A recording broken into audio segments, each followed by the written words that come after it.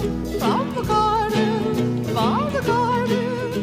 name is Martin Walker. I'm a visual arts lecturer here at Breda University of Applied Science, and I mainly teach the second year visual art track. The visual arts track is hugely popular. Who doesn't want to make computer graphics for computer games?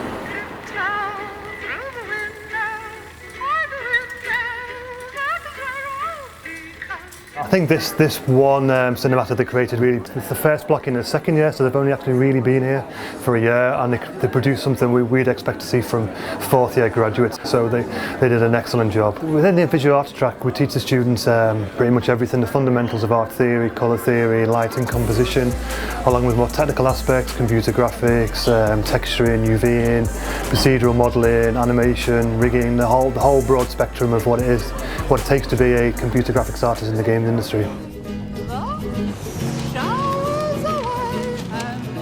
It's their first group assignment in the second year of the visual arts track. So in the first year they concentrate on the fundamentals, and in the second year they have to really delve into into working in teams, into research. Working in teams is totally different from year one. You start to interact with your peers around you, with the other students. It really starts to become more about you as a group instead of you only as an individual. If you have a lot of different views, you get a lot more perspectives, and you can think of areas or sites you didn't think of before. When you're with different people who also like art but they specialize in different things, you can actually learn from each other, and it only makes you a better of an artist. I think kind of the trick to art leading such a team is to really get to know what everyone's most comfortable with. I never really have problems with giving critique.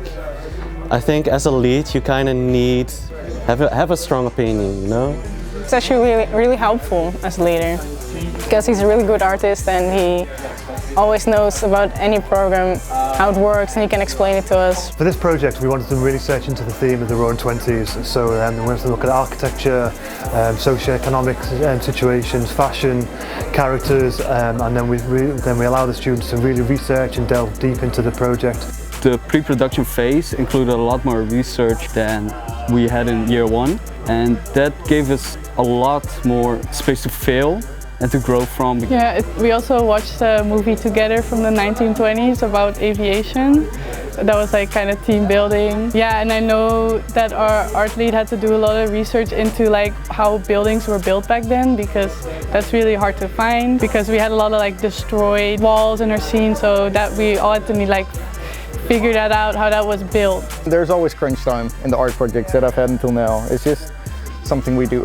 End of the block we had 2 all-nighters, one after another. We just died, but it was actually really fun. It was a little bit chaotic, but in general it's been one of the most learnful as well, because they also taught me a lot during the block, and all in all it was just a really great pleasure to make it. And to be able to see that after we all crunch together is great, but it's really tiring, knocks you out for a week after, but it's great. If you have so much passion for such a project, it just goes naturally, you know? So some of the companies our students end up are Gorilla, Ubisoft, EA, Ghost, Double Negative and Grid VFX. I think the whole project was down to just some really great teamwork. There was a real mix of characters on the team. They got on really well. You could see them not just bonding well in the lab, but also they socialised. And I think they just had the magic chemistry that ends up with a really great product.